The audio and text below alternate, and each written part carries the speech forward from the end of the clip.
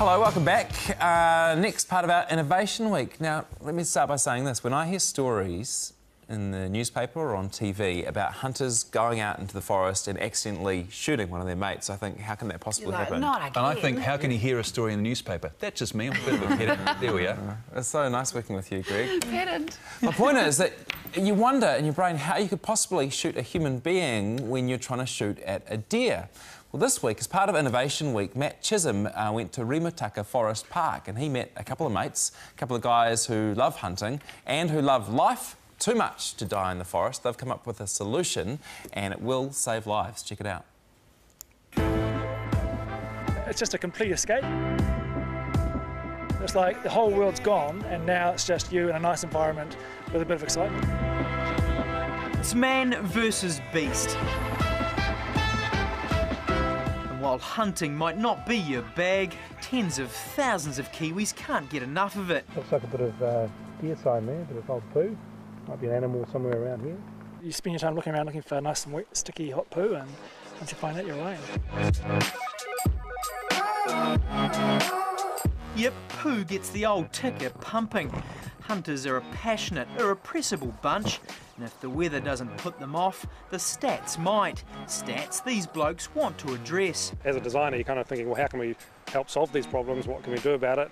The problem, 13 deer stalkers have been shot dead down under in the last decade. Almost inexplicably, most of them were confused for prey. Equally as hard to explain, about half of them were killed by someone they were hunting with, someone they knew and trusted. It's actually about quite level-headed, experienced hunters, which is even more frightening, having these accidents.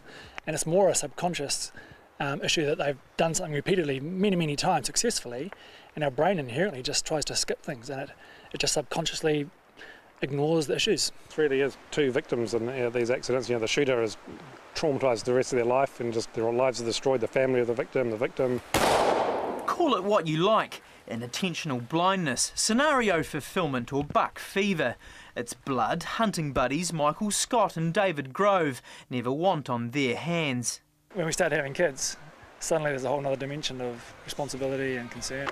So, as industrial designers, we've spent the past 3 or 4 years developing the Iris.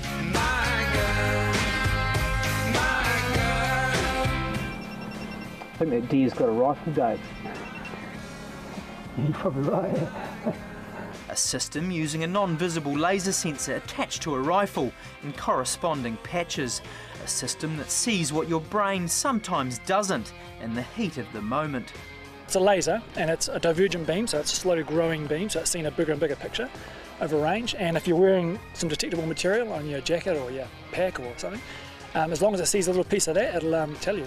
It'll give you an audio and a visual warning, yeah. The range it gives is anywhere 100 metres, 150 metres, quite happily, but most of the accidents happen at 35 metres.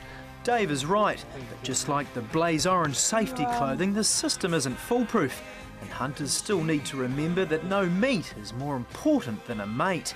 Yeah, totally, yeah. It's just another aid, and at the end of the day, it's always the user's responsibility to identify the target in the background and everything else, yeah. No worries about that today. The closest we got to deer was that bit of old poo. They are here, but they're just not showing themselves. Yeah. But still exciting times ahead.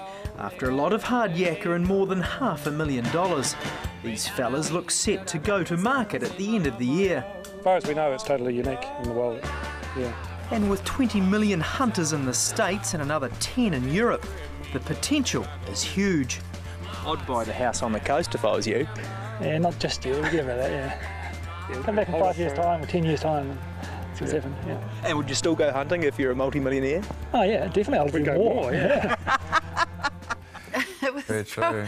What do you think? You impressed? Very impressed. Very cool idea. It's going to cost about $300 or $400, which I guess on the scale of things doesn't seem very much. And I reckon it won't just be the hunters who are buying them for themselves, it'll be partners of hunters who have to send them off wondering what's going to happen. It would give you a lot of reassurance to buy your partner that for Christmas. I suppose the next step would be, and I don't know how you do this, but if the thing goes off, you can't shoot. That would be even safer. Yeah, which actually disable it. Disable it.